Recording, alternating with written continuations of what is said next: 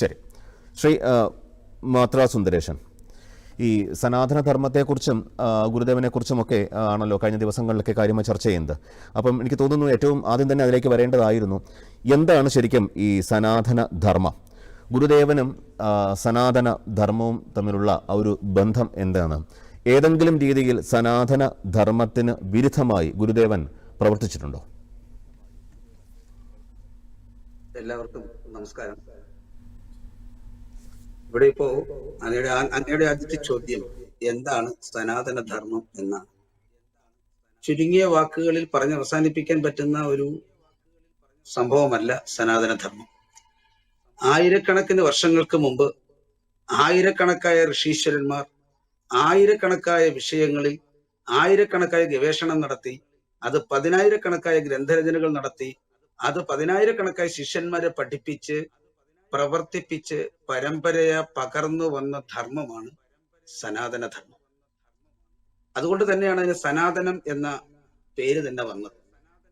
ഇവിടെ ഇപ്പോ ബഹുമാനപ്പെട്ട നമ്മുടെ മുഖ്യമന്ത്രി ഇത്തരത്തിലൊരു പരാമർശം നടത്തുവാൻ കാരണമായതായിട്ട് എനിക്ക് മനസ്സിലാക്കാൻ സാധിക്കുന്നത്, അദ്ദേഹത്തിന് സനാതനം എന്ന പദം എന്തെന്നറിയില്ല, ധർമ്മം എന്നത് അദ്ദേഹത്തിന്റെ അടുത്തുകൂടി പോലും പോയിട്ടില്ല എന്നുള്ളത് കൊണ്ട് തന്നെയാണ് അദ്ദേഹം ഇങ്ങനെ ഒരു ആശയം പ്രചരിപ്പിക്കുന്നതും.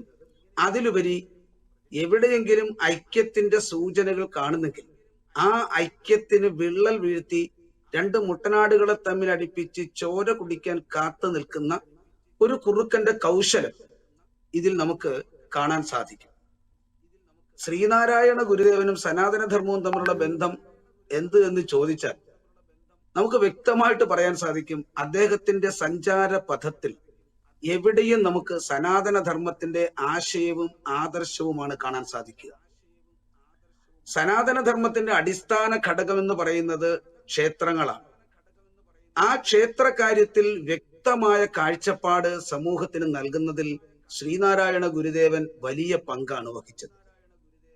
ആധ്യാത്മിക, സാമൂഹിക, സാംസ്കാരിക സേവന മേഖലകളിൽ ഒരു ക്ഷേത്രം എങ്ങനെ പ്രവർത്തിക്കണം എന്ന് നമ്മുടെ സമൂഹത്തിന് കാലങ്ങൾക്ക് മുമ്പേ പറഞ്ഞു വെച്ചിട്ടുണ്ടെങ്കിൽ പോലും അതൊന്നുകൂടി വ്യക്തമാക്കി തന്ന ഋഷിവര്യനാണ്, മഹായോഗിയാണ് ശ്രീനാരായണ ഗുരുദേവൻ.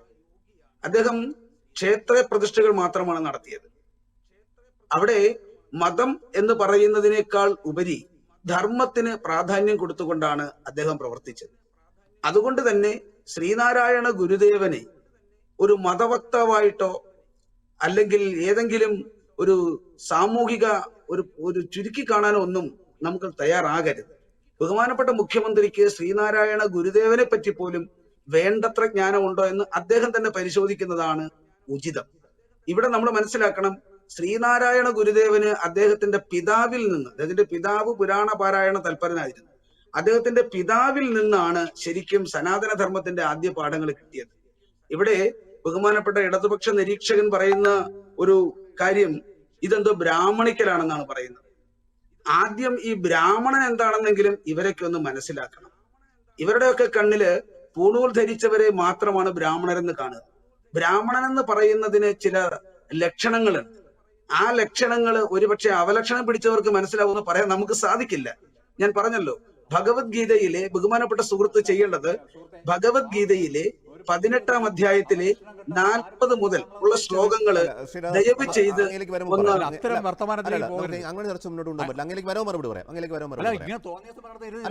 അദ്ദേഹം പറയട്ടെ. താങ്കൾക്ക് അവസരം വരുമല്ലോ, അപ്പൊ മറുപടി പറയാം. ഇങ്ങനെ ധർമ്മവേഷം കിട്ടിക്കൊണ്ട് അല്ല, നമുക്ക് അങ്ങനെ ഇടപെട്ടുകൊണ്ട് ചർച്ച മുന്നോട്ട് കൊണ്ടുപോകാൻ പറ്റില്ല. അങ്ങേലേക്ക് ഒരു അവസരം വരുമ്പോൾ അല്ല, അങ്ങേക്ക് മറുപടി പറയാം. അങ്ങേക്ക് മറുപടി പറയാം. അങ്ങേക്ക് സമയം തരാമല്ലോ. അങ്ങേക്ക് തുടർന്നോളൂ ശ്രീ സുന്ദരേഷൻ. ഭഗവത്ഗീതയിലെ 40 മുതൽ ഉള്ള ശ്ലോകങ്ങളൊന്ന് മനസ്സിലാക്കിയാൽ ബ്രാഹ്മണന്റെയും ക്ഷത്രിയന്റെയും വൈശ്യന്റെയും ലക്ഷണങ്ങൾ ഒക്കെ അവിടെ പറയുന്നുണ്ട്. ഇതൊക്കെ ഒന്ന് വായിച്ചിട്ട് വേണം ബ്രാഹ്മണൻ ബ്രാഹ്മണൻ ബ്രാഹ്മണിക്കൽ ഹെജിമണി എന്നൊക്കെ ആവർത്തിച്ച് പറയാൻ. ഇവിടെ ഇപ്പോ സംഭവിച്ചത്, സനാതനധർമ്മത്തിന്റെ അടിസ്ഥാന ഗ്രന്ഥങ്ങളെ സമൂഹത്തിൽ പ്രചരിപ്പിക്കുവാൻ തക്ക യാതൊരു സംവിധാനവും ഇവിടെ ഇല്ല എന്നുള്ളത് കൊണ്ടാണ് ഈ തെറ്റിദ്ധാരണകൾ പരത്തുന്നത്. നമ്മൾ മനസ്സിലാക്കേണ്ട ഒരു കാര്യം, ഇവിടെ വർണ്ണാശ്രമം പറഞ്ഞു. ഈ വർണ്ണം എന്ന് പറഞ്ഞാൽ തന്നെ എന്താണ്? അങ്ങയുടെ ബഹുമാനപ്പെട്ട ആളുകളൊന്ന് അടിച്ചു നോക്കണം. നിങ്ങൾക്ക് ഇപ്പം കാണാൻ പറ്റുമല്ലോ, എല്ലായിടത്തും ഇപ്പൊ നമുക്ക് അറിവ് കിട്ടുന്നതാണ്. വർണ്ണം എന്ന വാക്ക് രണ്ടക്ഷരങ്ങളുടെ രണ്ട് വർണ്ണങ്ങൾ ചേരുന്നതാണ് ഒരക്ഷരം എന്ന് പറയുന്നത്. അപ്പോൾ അവിടെ അക്ഷരം എന്ന അർത്ഥം വരുന്നു. അക്ഷരം അറിയുന്നവനാണ് വർണ്ണമുള്ളവൻ. അവിടെയാണ് സവർണൻ എന്ന പദം വരിക. അല്ലാതെ ആരെയും അവർണനാക്കി ചിത്രീകരിക്കുകയല്ല അവിടെ ചെയ്തിരിക്കുന്നത്. എല്ലാവരും അറിവ് നേടി സവർണ ഭാവത്തിലേക്ക് എത്തണം എന്ന മഹാലക്ഷ്യമാണ് സനാതന ധർമ്മത്തിനുള്ളത്. അത് ഞാൻ നേരത്തെ പറഞ്ഞതുപോലെ ലക്ഷണം എന്തെന്നറിയാതെയുള്ള ആളുകൾ, അതാണ് ഞാൻ നേരത്തെ ഉപയോഗിച്ച വാക്ക്, അത് വ്യക്തിപരമായിട്ടൊന്നും ആരും എടുക്കേണ്ടതില്ല എന്ന് വിനയപൂർവ്വം അറിയിക്കുകയാണ്. അതുകൊണ്ട് തന്നെ ഇതിന്റെയൊക്കെ ലക്ഷണങ്ങൾ ഗ്രന്ഥത്തിൽ എഴുതിയിട്ടുണ്ട്. ഇവിടെ ഗ്രന്ഥം പാരായണം ചെയ്യുകയോ ഗ്രന്ഥം വായിക്കുകയോ അല്ലെങ്കിൽ ഗ്രന്ഥത്തെ അറിയുകയോ ചെയ്യാറില്ല. ആരെങ്കിലും എവിടെയെങ്കിലും വിമർശനാത്മകമായി പ്രതിപാദിക്കുന്ന വിഷയങ്ങളെ അതുപോലെ എടുത്ത് മറ്റൊരിടത്തേക്ക് ചെയ്യുന്നു എന്നതിനപ്പുറം ഇവരാരും തന്നെ ഈ ഗ്രന്ഥ പഠനത്തിന് സംവിധാനം ഒരുക്കുന്നില്ല. ഇനി ഒന്നുകൂടി നമ്മൾ പറയേണ്ടതുണ്ട്.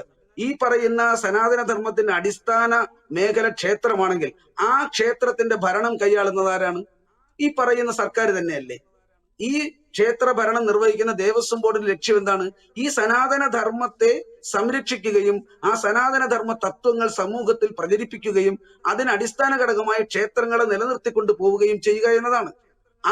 ഈ പറയുന്ന ബഹുമാനപ്പെട്ട മുഖ്യമന്ത്രി ക്ഷേത്രങ്ങളെ തള്ളി പറയുമോ? ദേവസ്വം ബോർഡിനെ തള്ളി പറയുമോ?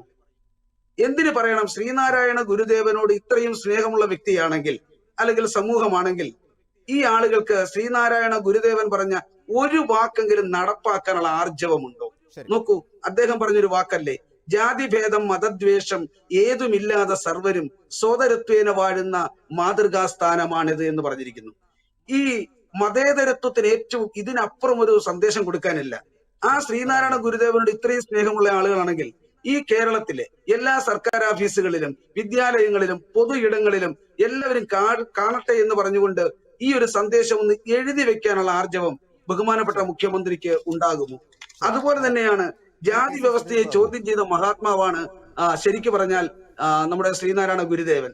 അങ്ങനെയാണെങ്കിൽ ഈ ജാതി എന്ന് പറയുന്ന അവസ്ഥയെ നിരോധിക്കാനോ അല്ലെങ്കിൽ ജാതിക്കോളം മിനിമം സർക്കാരിന്റെ പേപ്പറിൽ നിന്നെങ്കിലും ജാതിക്കോളം ഒഴിവാക്കാനോ ബഹുമാനപ്പെട്ട ഭരണാധികാരിയായ കൂടിയായ ശ്രീ പിണറായി വിജയൻ അവർക്ക് സാധിക്കുമോ?